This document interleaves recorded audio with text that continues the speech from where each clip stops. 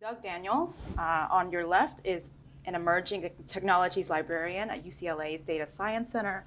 His interests include digital asset management, data visualization, data mining, 3D preservation, privacy issues, and cultural heritage preservation. Bianca Badajos in the middle is a programmer for Lux Lab, UCLA Library's 3D Data Lab. She works on 3D data processing and visualization alongside researchers to effectively display 3D models. And lastly, to my immediate left is Kelly Nguyen. She is an assistant professor of classics at UCLA and a member of the UCLA Mellon Data and Social Justice Curriculum Initiative. Let's welcome them today to discuss their project, the Vietnamese Refugee Material Culture Initiative. All right, well, thank you, Anne, for that introduction, and a huge thanks to our organizers and to all of the other presenters as well. I've learned so much. As you'll see, as we begin to talk about the project, I'm pretty new to digital humanities, and this project came out from a community need. So just to launch right into it, the origin of the project emerged from the classroom as well as from the community. I was teaching a course at Stanford on comparing refugee histories in the ancient and modern worlds. And one of my students came up and said to me, my grandfather started the museum, the Vietnamese Museum in San Jose. And there's a bunch of artifacts, hundreds, thousands maybe even, that have been donated by the Vietnamese refugee community there. But the issue was the issue of accessibility, right? And preservation, because what happens when this generation moves on? How do we engage the younger generation? How do we make these materials that were in the museum? There's a physical space for it in San Jose, and we're so fortunate to have that. But how do we make the materials more accessible on a bigger level, right? To scale that. And the museum itself is like the museum that I'll be talking about afterwards, that is located in Southern California in Orange County. It's completely volunteer run. It's community sourced, community funded, right? Community founded. And so the issue is it's open when the founder's there and when the community volunteers are there. And there's no, labels of what the different materials are. So I asked the founder, I was talking to him when I came to visit, well, Uncle, how are people supposed to know what things are? And he said, they ask me, right? And so I'm like, but Uncle. Right, so there's this issue, and then there's also the issue of language, which we'll get to too as well. And so at that time, I was already, knew I was going to be moving on from Stanford and coming to UCLA, and so we had 3 months over the summer to do this project and built out their website, which is on Google Sites, to make it much more, more easily navigable and usable for the older generation, so that we could train them in how to use that platform, right? So that we can pass that on to them, the website, for them to take charge of, and it's free. And then we built out just a sample of some of their artifacts, just to show them what could be possible, right? If we bring in the digital humanities. And so these are some of the examples of the exhibits there. But then, we started to, from that project, emerge this bigger question, right? Of thinking about data on refugees, how refugees that data has often been misused and been used to misrepresent refugee history and refugee lives, right? There's this issue of sensationalizing refugee movements with a view to provoking fear, right? Or evoking pity. And so there's, for example, these different maps showing refugees. You've probably seen them as this overwhelming invasion from the global south to the global north. This focus on the moment of departure or the movement of refugees, but not on that diversity and the complexity, right, of refugee lives. And so the bigger question that emerged from this project was, well, how do we counter this misrepresentation and misinformation about refugees and create a platform that is for and by refugees? And so some of the, in my class that I teach, in this comparative history, we're very much informed by critical refugee studies, and very much influenced by the Critical Refugee Studies Collective, which is a group of interdisciplinary scholars who are committed to community engaged scholarship that centers refugee lives, and that at the core of their assertion is that refugee rights are human rights. And so this is just the book on the right is, my right, is a great introduction to critical refugee studies, and I use it in my class to help contextualize these issues impacting refugees and ways to discuss, ways forward. And so CRS frames how we built the exhibits for the Viet Museum in San Jose. And that work in turn has helped me think about these bigger implications. And so see, these are some of the questions that we've been thinking about, right? These issues of, well, how do we use digital humanities as this platform and leverage digital humanities to really assert what CRS CRS uplifts, right? That refugees are powerful knowledge producers, right? How do we think about preservation? How do we think about accessibility? How do we think about refugee agency? So these are the humanities questions that we've been grappling with, and these are the questions that inform this bigger project that that now has emerged from that initial project with the Viet Museum in San Jose. And this is the Refugee Material Culture Initiative. And this initiative is something that's come about just this past year as I arrived at UCLA and started to make contacts with wonderful folks. I can gush on forever about my colleagues at UCLA and how collaborative everyone is and how willing they are to help me, who's so new to digital humanities, think about how do we bring this to the community. So the Refugee Material Culture Initiative has these three main aims here that you see, that we're thinking about, well, how do you digitally preserve art and artifacts made and used by refugees, right? And at the same time, how do we make a free and accessible database of the digital outputs? And then how do we generate educational resources on refugee histories? The website for this, and associated archive and exhibits just launched 2 days ago. So this is all very new, and we're very appreciative of having any and all feedback that you have. And accolades, of course. Yeah, we really put pedal to the metal there.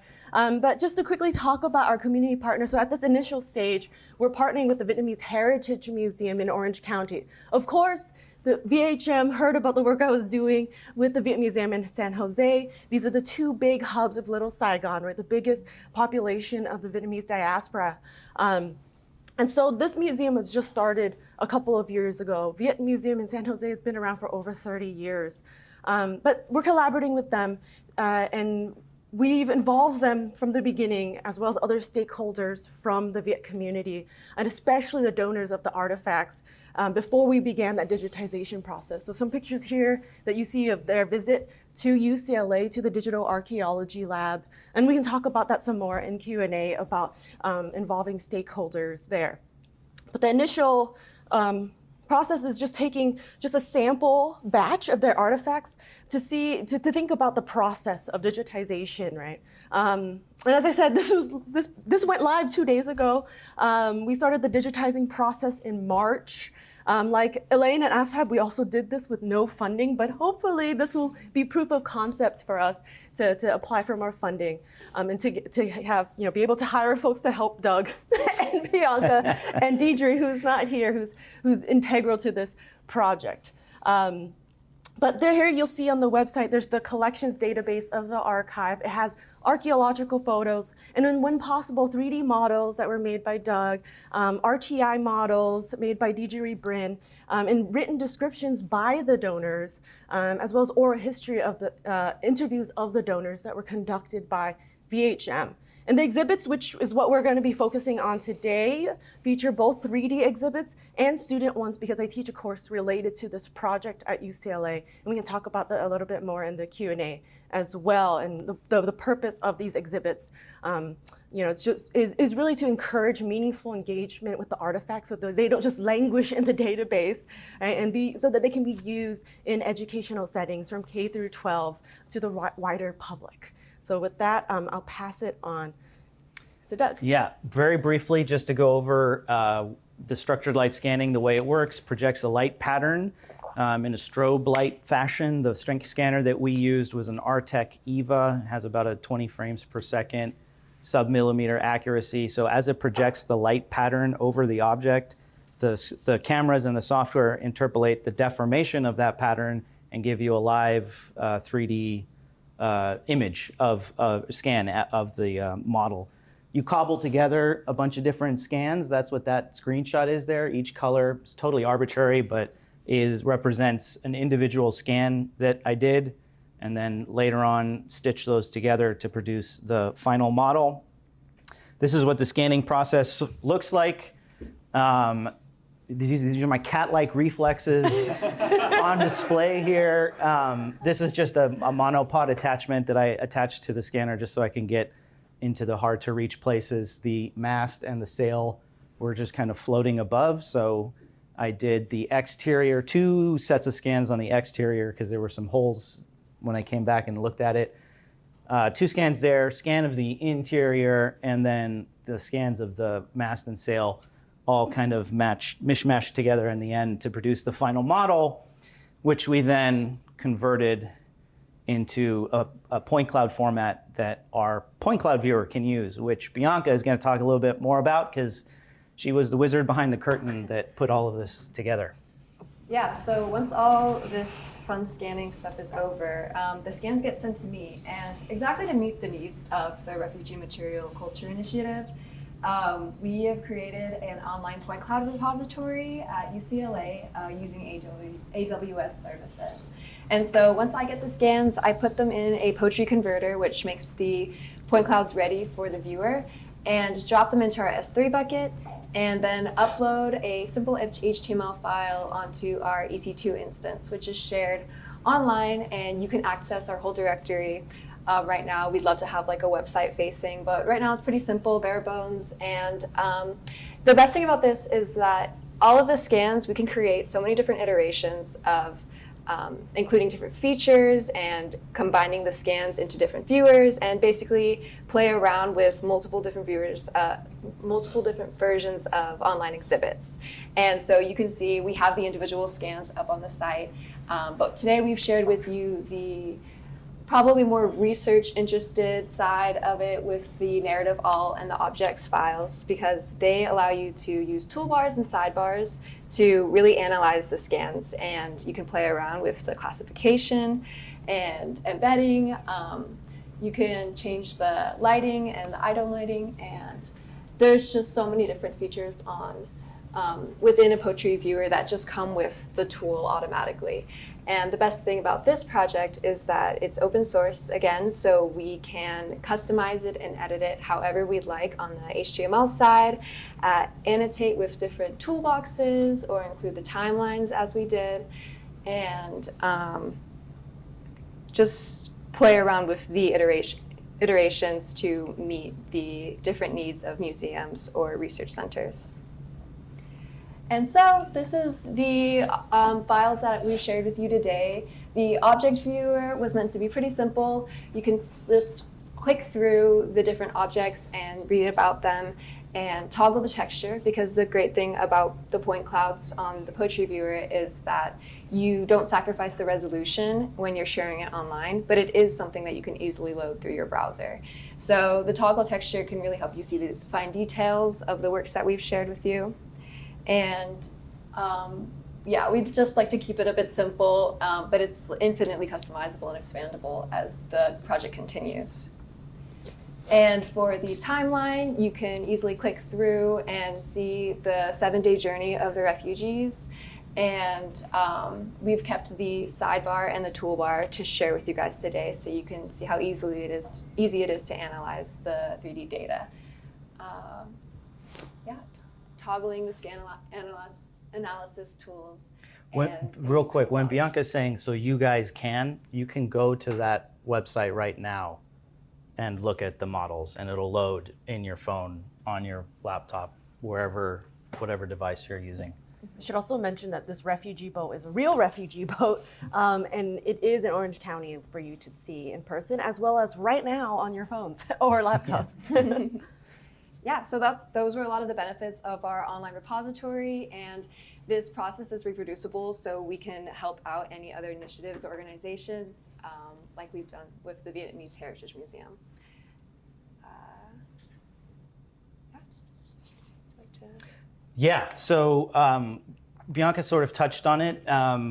The difficulty that a lot of us have been talking about is to do with file sizes, resolutions, the difficulty accessing the 3D data if you're lacking expensive hardware to create it in the first place, or even just to open the file and look at it.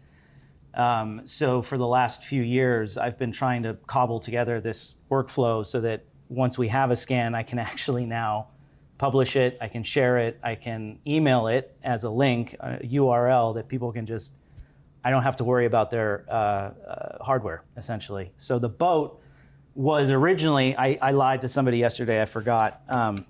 I said that it was uncompressed. That's not true. It was originally like 238 million polygons.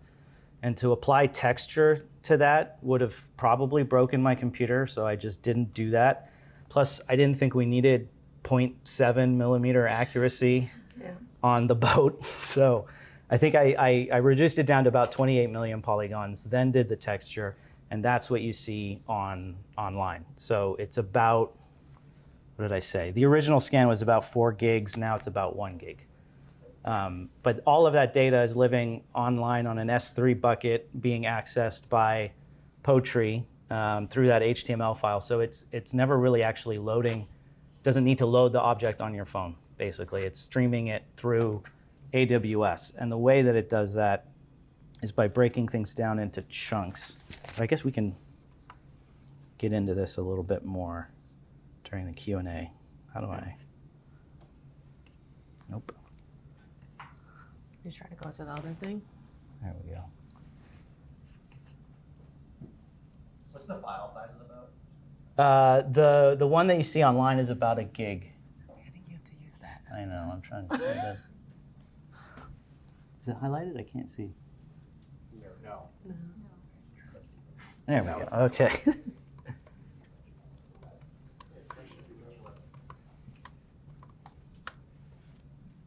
Okay, this is not gonna work for me, so I need to.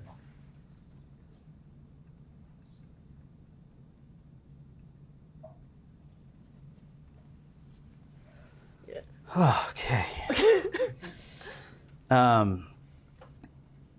So here you can see the points popping in, and if I go to the menu here and check this box, it'll show you as I move the viewer around, it's gonna load in, pop in the points of the viewer that are on the screen right now. So if I zoom in, those points will fill in. So actually, I kind of want everybody to take out a device and go to this site right now, because Overwhelm it. I've never tried this before. I've only ever done it myself and shown it to other people. So I don't know if it'll break or not, but break it if you can. UCLA is going to think this is going to get DNS attack. But yeah, so as Bianca was saying, everything that you see here is customizable. The timeline, these drop-down menus, you can embed additional point clouds, images, YouTube videos, audio files. You can embed these viewers in websites. So that's the idea of creating a virtual exhibit for museums. So this is now a curated exhibit for the boat that the museum can now just have on their website, and visitors can see the boat and learn about it, not just see it. That was the important thing, I think, for me too, is to be able to create some context in the scene. The day-to-day narrative was written in collaboration with the survivors.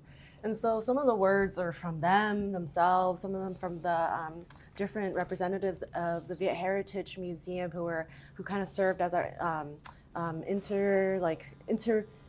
what is the word? Middle people. Interstitial. Right. Something we can talk about too. It's really important to have the trust of the community and of the people to share these kinds of stories. And so part of what is really powerful of having this is not only for you to be able to interact with these materials themselves, and be able to zoom in, right, and be able to move the boat around. I mean, it's a big boat, but then to also hear from the survivors themselves, or the donors and the creators of these materials themselves. So we can talk about that some more later, but how we incorporated the voices of the refugees themselves in the creation of the archive. You're also welcome to just go to the parent directory, just pointcloud.ucla.edu. Just again, this is very bare bones, not very user-friendly. The top folders are point clouds that you can view. Beware, cadaver arm is what it sounds like. So if you're squeamish, I would not recommend that one. VHM is down here, and the rest are poetry files that have nothing to do with anything other than the viewer. So that's it for now. Thank you. Wonderful, thank you. Thank you. All right, I can start. I absolutely really love this project. I like my own dissertation project is very theoretically adjacent to this material culture and also culture initiative to kind of bring in the community and stuff. And I had so much fun kind of thinking of questions, just because I'm so curious about how you all designed and also thought of this and engaged people in the making of the project. And I guess my first question is kind of thinking about our relationship as the public, as the audience, with different visual apparatuses when it comes to something like material objects belonging to refugees. And how I'm thinking about this is we have an inundation of photographs of refugee boats. And there are probably these photographs as well in archives at the museum. And then another visual kind of relationship is directly with the museum goer going to see the boat in person. Then lastly, now we have a 3D model. And so what are the different relationships that are possible with each of these different interfaces, and what's excluded in each of them that is only possible for maybe images or visiting in person? Mm-hmm. Should I start with that? Sure. And then you can jump in. Sure.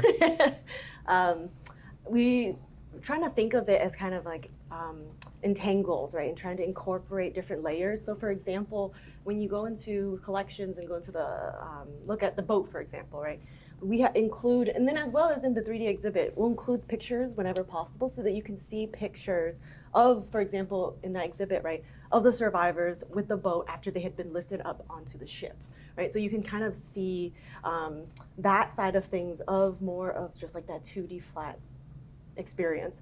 But then with this, when we embed that into, okay, it's gone now, into our 3D viewer so that you can interact with the boat on a closer, much more intimate kind of level. But this is intimate in the sense that you can get close to the details without worrying about hurting the boat. But because Doug mentioned, you can't get that fine level of detail without sacrificing other things the giant size of the file itself and how it's able to load on different devices and accessibility in that way.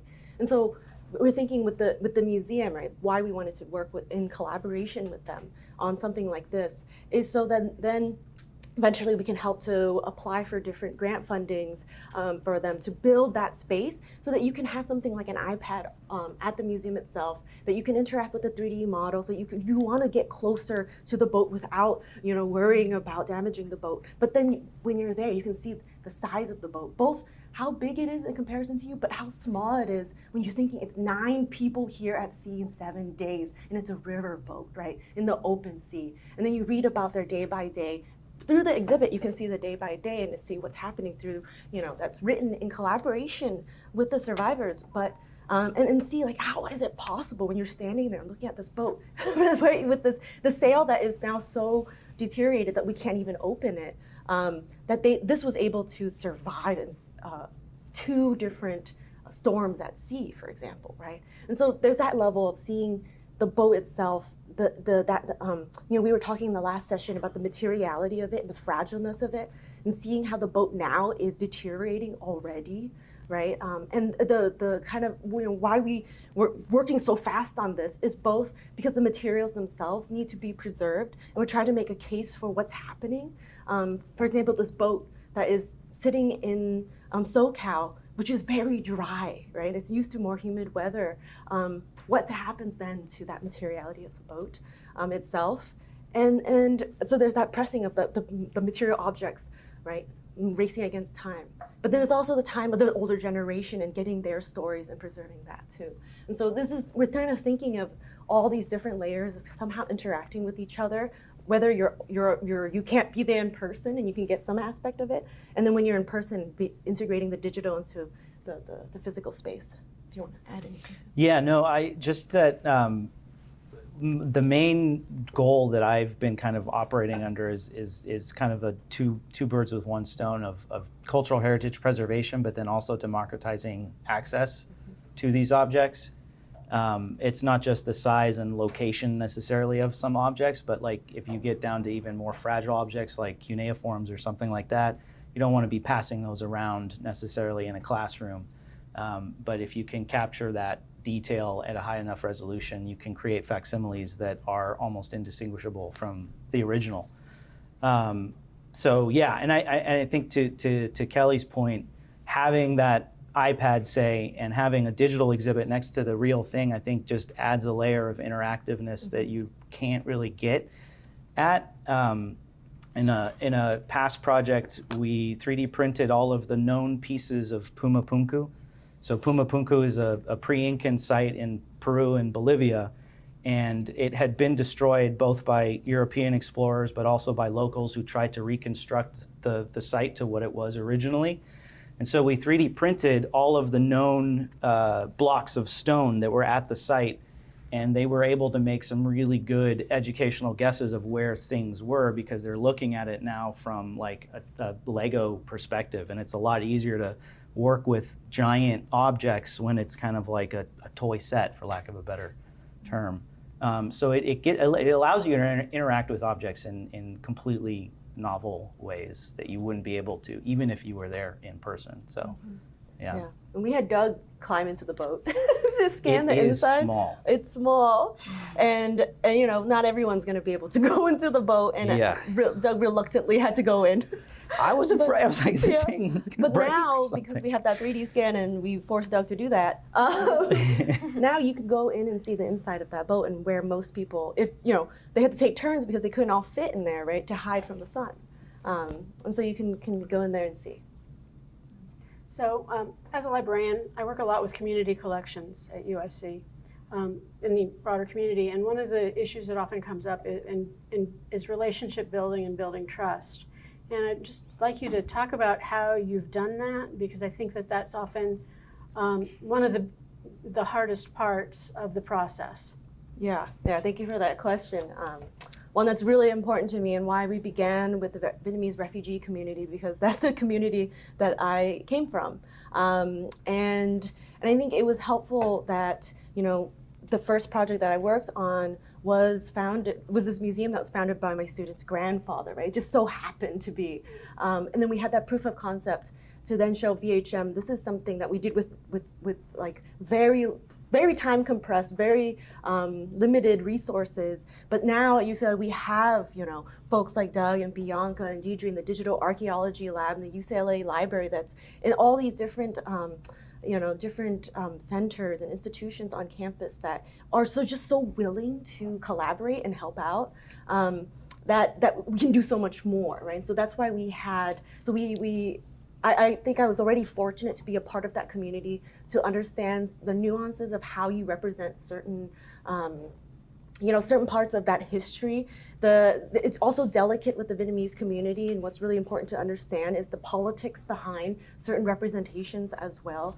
So, you know, for example, language is really important, and I would like to one day be able to have, you know, you be able to toggle between English, Vietnamese, and then other languages as we, you know, expand to other communities as well.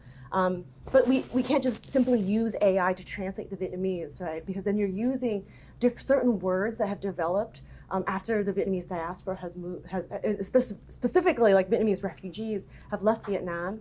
And there's a certain connotation that is associated with those words, because so many folks, especially of the older generation, are so fiercely anti-communist, right? And so there's even issues of translation and language work there that you need to have both deep understanding of that history and the community relations there to work. So there's so much that digital tools can do, but then there's also that what you're pointing at, this trust within the community, the understanding of the history and the relationships in the community, both of inter-community, but then also the community, and then the different, for example, the nation state that there's tensions with, right? So there's that, but that's also why we were very careful to also invite the community to UCLA, show them the space, show them, Doug came to the digital archaeology lab, showed them how 3D scanning worked, did some sample sessions like that, just so that they can see what final products could look like,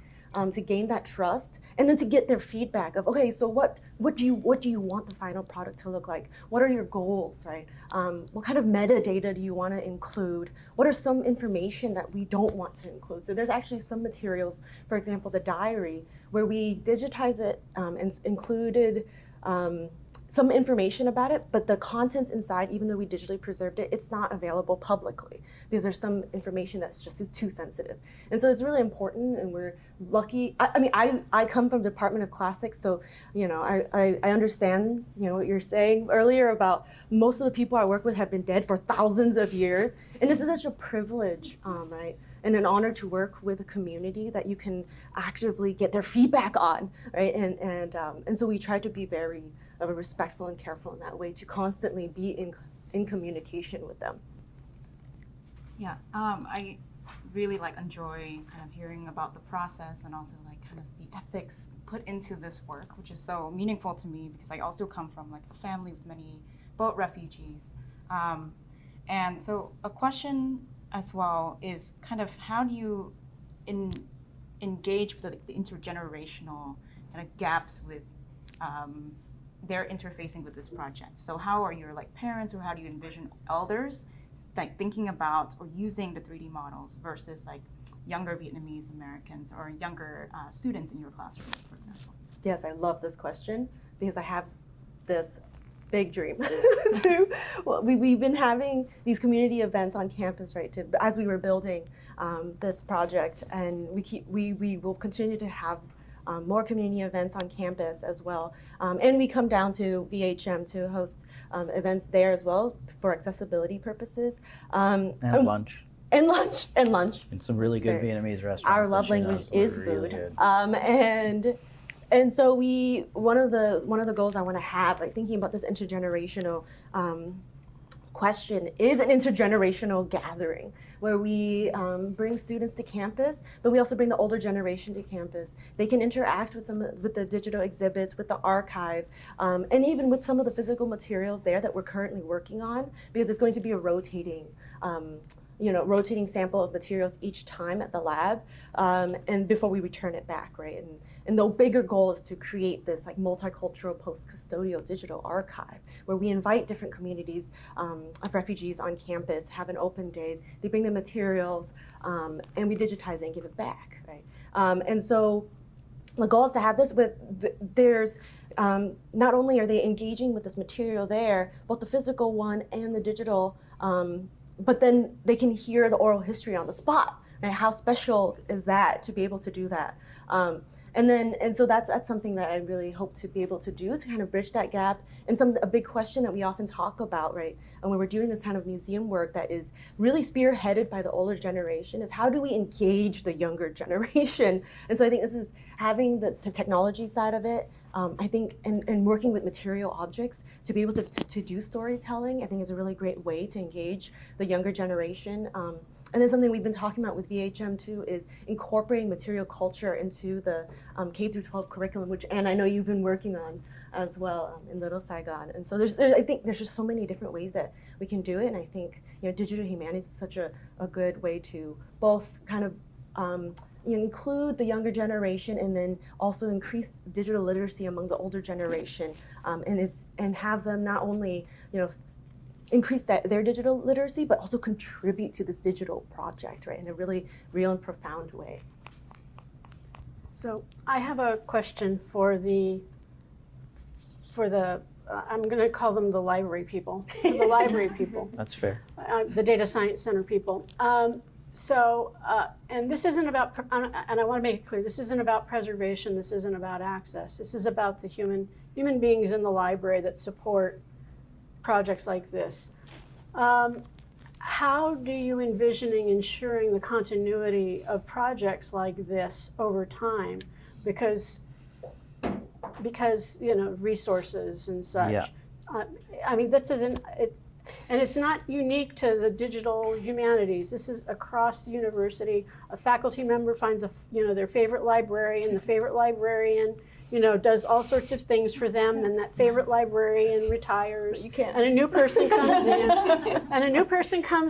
And that new person doesn't know that they're supposed to be that faculty member's favorite librarian.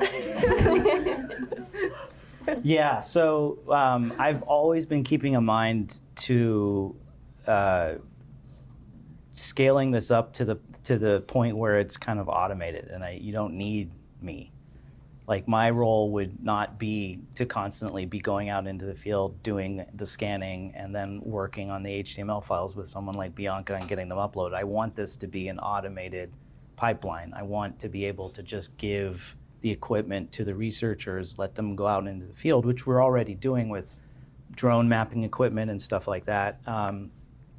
To just let them go out into the field and then develop this pipeline so that we can then just upload the 3D data and have them view it. So I would like to remove the human element, the library person element. But that's going to take a while, I think. But Kelly might not want you to remove that element. I'm hearing this for the first time. Yeah, I think that's been a big focus, especially because even my role, I've only been in it temporarily, and it's very new. And Doug brought me on so I could develop the process that he'd been playing around with poetry and the point cloud scanning, and create something that it was only promised my role for the year or so. And so he definitely wanted me to create good documentation and something that I could leave behind that could just make the process so much more easy to navigate. And so I spent a lot of my time just breaking down poetry and making it simple, first for myself and then learning how to do that for other people. And I think that's a really big part of it, is making sure that you hire and move through the library with the future in mind, and trying to leave behind clear footprints so people can follow in your path. Mm-hmm. Yeah, another question as it comes up from our conversation yesterday is thinking about the material decay of the boat as well, and kind of the preservation impulse for kind of keeping that boat still in that museum, even though there is this digital archive that's going to keep it hopefully in permanence. Is there kind of any drive by the museum, by the community, to kind of preserve these boats as they're kind of real boats themselves are going out of existence in general? And what is the kind of work behind actually keeping that, as well as having 3D models, images in perpetual circulation? Yeah. Yes, this is one of the biggest, I think, impetuses for this project, and why we began with the boat was because during one of my visits, I saw that the glue was popping out right in one of the pieces, and I was very stressed. But the problem is, it's like I mentioned with this museum and the one in San Jose, it's community founded, it's community funded, and then there's the issue, this also generational issue that comes with language barriers and also not knowing what kind of resources to apply for, different grants. Grant writing itself is a different genre as well, right? And so this is partially why I wanted to get involved, was while we're waiting and creating, waiting in the sense of trying to create a proof of concept and to make a stronger case for these grants for conservation. At the same time, we're preserving the boat, right? And that's why we wanted to make its digital twin, right? And so that's something that is the next phase. Now we have this. Now we have the website is live as of Thursday, and the archive is live. Now we have this proof of concept, not only to then begin to better understand our process and to be able to digitize more artifacts from the museum, and then begin to then, once that process starts to get honed, open it up to other communities, but then also be able to use that to apply for grants. Okay. Yeah. All right, thank you. Thank you so much for sharing this. It's really exciting. I'm so glad that you're able to share it after just recently launching it. Congratulations. This was really what pushed us. We're gonna get ready in time. The ultimate inspiration is the deadline. Right. Kelly, a few minutes ago you used the phrase post-custodial archives, and I want to push back against that a little bit. The models that you're generating, the point clouds and the resulting 3D models, have to live somewhere and be accessible through some front-end interface. So they're hosted on this UCLA server. There's a VHM database. Are they also going to be archived or accessible through UCLA's own digital collections? Like, where do these things live and why? So what you're seeing is just the visualization. So nothing about that is downloadable or useful in any context other than poetry. But that was the biggest hurdle that I was trying to overcome, is just allowing people to open the data. So the goal now that we've got this piece in place is to develop a viewer for Dataverse. UCLA has its own instance of Dataverse, so that when we ingest the data into Dataverse, we can then embed this little viewer next to it so that people can actually see the data that they're about to download. In the case of drone LiDAR data, you're talking about hundreds of gigabytes potentially. Yeah. So before you download that, it would be nice to know that you've got the right one. And as we all know, sometimes the naming conventions of files are not the most descriptive that they can be. So. And of course, metadata with 3D data is a whole nother question, but that is the goal. Dataverse is the last piece of the puzzle that I'm now going to be working on once I hire Bianca's replacement. She epitomizes, I was saying this the other day, she epitomizes my least favorite quality about students is that they graduate. And then you have to replace them. So they make themselves invaluable, and then they graduate. So. She's like, bye.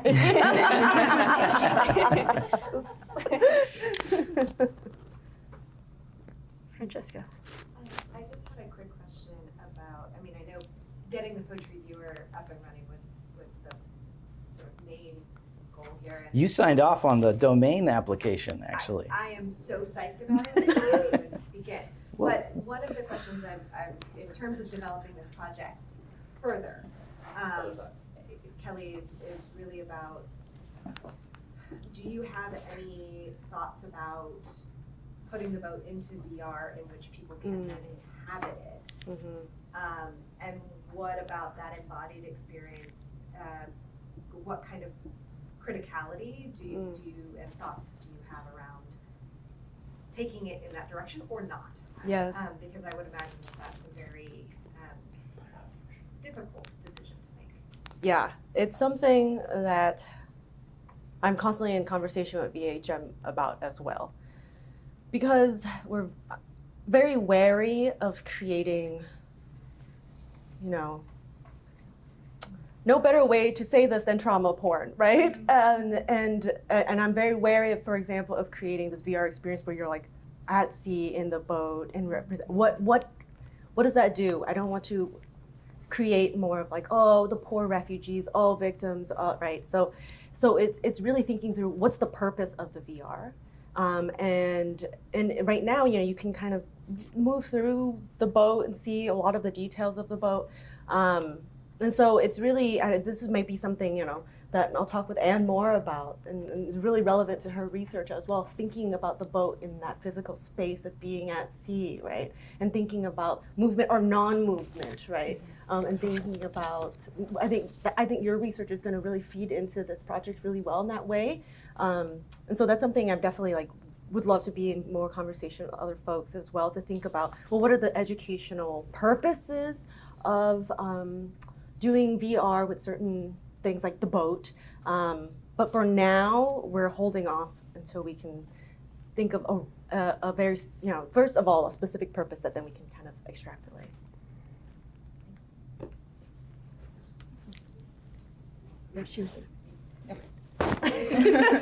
I don't know if I'm allowed to call them. I'm sorry.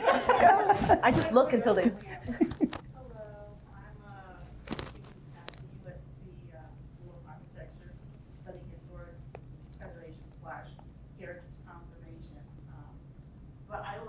project. My background's mostly in K-12 education and public history, and I come from Sacramento, where I've seen this situation happening with the Black community. There's one teeny tiny museum. Everyone's donating these artifacts, this culture to one lady for 30 years. She's sick, you know, she will get sick because she's been like carrying the torch for the Black community. And it's mind-boggling. This is happening everywhere, of course. But I guess I have kind of like a twofold question. One, I can't help but see the gap between, you know, we're researchers and, you know, at the institutional level, but are you guys planning to sort of teach youth these skills? Because I can see this just sitting at UCLA and then you guys are taking it on when there's not really that ownership part. So is that there? And then also you mentioned grants. I've done grant writing in the past, and I mean,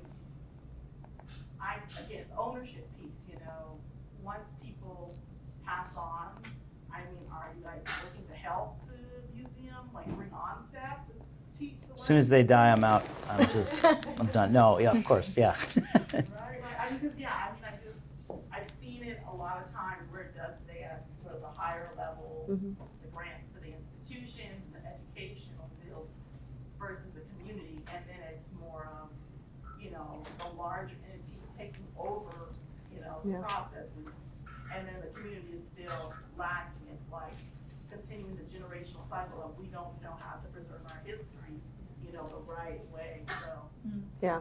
just curious. Yeah, thank you for that question. Should clarify that when I talk about grant writing, it's grant writing for the museum, not for me. I mentioned I'm in the Department of Classics. I do this purely out of love for the community. and I teach a course, of course, that is related, that gets students who, at UCLA, to help digitize the materials and to create these comparative exhibits, right? So we think about refugees specifically because I'm in the classics department, in the Greco-Roman world, and like the sensationalization that happens with that. Why are those narratives portrayed as heroic, for example, right? Versus we think about racialized refugees now in contemporary times, right? So we do these comparisons to really critically think about the term refugee and power behind that, who gets to decide. But part of what I want to do, right, in thinking about these exhibits is, and teaching that class and having students create the exhibits, is to have that also be kind of like a blueprint for K through 12 teachers to say, oh, okay, this is how you can use the archive, right, in your classroom. Have students create exhibits, for example, right, on their own, or engage with it in different ways and try to be creative about it, and really try to really prompt like more innovative ways to engage with the archive itself, and not just let it be like we preserved it and there it is. And so that's kind of like the inspiration for why I keep wanting to teach this course, and why I'm sharing the materials online as well on the website, because I really believe in sharing everything and making it all. I want it to be replicable. And so with the grants for the museum that we're eyeing, right, part of it is to also be able to buy some of these technologies that will be housed at the museum, and then to be able to train those who are volunteering for the museums in those with those different technologies, and then they can themselves start to have community days there, right? Right now, we have these communities on campus, and then sometimes we can have them at VHM, but it will require, like Doug said, this human aspect of us coming down or them coming up and moving folks around. That's what we're doing for now until we can get more funding and then be able to have, be able to transfer these different skills to the community. And then the goal is to have the community kind of take over and digitize the rest of their artifacts, right? And be able to have full ownership of that. Right now, it is like a collaborative ownership, right? Where we're kind of leveraging our resources and the institutional resources that I have, and then they're giving us, their feedback and all of that. So it's right now. Can I just add something? It's also important when doing these community-based grants, when an institution like UCLA or USC works with these smaller archives, that we make it very clear in the grants that we are funding the people in the communities, that we're paying them for their work, that their work is not free labor. Because one of the things, yes, these places are run by volunteers and they're run by love, but in some ways, we're devaluing the work of the people in the community if we expect them to volunteer and do this for free. Yeah. And pay everybody else on the project. Mm-hmm. Mm-hmm. So just like one more question, and then we should probably break the showcase more. Yes. Yeah, thank you. I remember about leading your project at the Global Integrity, Humanities yes. at UCLA. And I was really fascinated. I loved the new digital component. Or my question is like, how are you going to deal right now with the crucial, horrible historical moment we are living in, with the histories of refugees, situations of refugees that are not really accepted, let's say, socially and politically, and especially what is happening in Israel and Palestine, since I see your project is not just about the Vietnamese refugees, but you refer to critical refugee studies. So I don't know, I think it's going to be really difficult even in your teaching components, but also selecting the narratives, the sources, dealing with important points connected to refugees like right of return and sources that are actually protest art and that are kind of seen as offending other communities in their protest. And so I would like to know if you have some sort of way to balance all this. Yeah. Yeah, I think that's a really important question, especially in the sense of, in my class, we do comparative refugee studies, right? And we're thinking about not just across time, but also across space and the sharing of different space. So for example, one of my colleagues, Evan Espiritu Gandhi at UCLA, right, specifically talks about these VEX solidarities, right, between what she calls VEX solidarities. And she specifically studies Vietnamese refugees who are resettled in Israel, right? So what happens when you have that history of you're a refugee, but then now you're situated in this, in a land that is also then a situation where you created more refugees, right? But of resettling of other refugee communities as well, right? And so it's these complicated like tapestries of histories.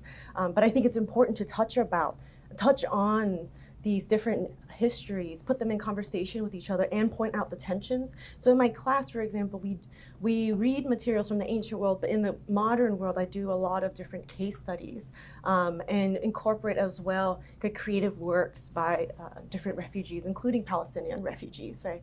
And I think it's really important to have that multivocal, approach in the classroom, in your exhibits, in anything that you're working on, right? And not just it's about, the core of this project is about uplifting different voices and agencies that have been specifically erased, right? And so what we don't want to do then is to also then silence other voices just because we're afraid of politics, right? I mean, I'm working with the Vietnamese refugee community, really political community. I have to be really careful and really sensitive about certain things. And so that's really, like, I think, I would say that is one of the driving, I guess, like, ideologies behind the work is to uplift and not erase.